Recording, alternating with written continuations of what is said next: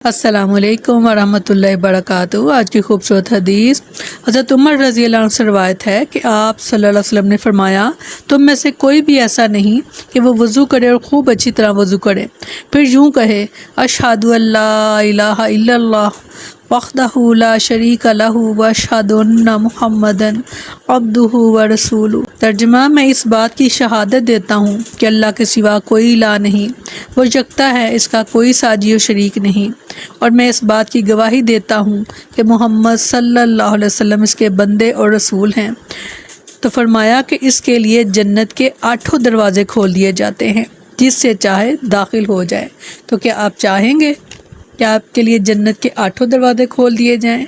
तो ये छोटा सा अमल है। जब आप वज़ू को मुकम्मल कर लें तो ये दुआ आप ज़रूर पढ़ा करें।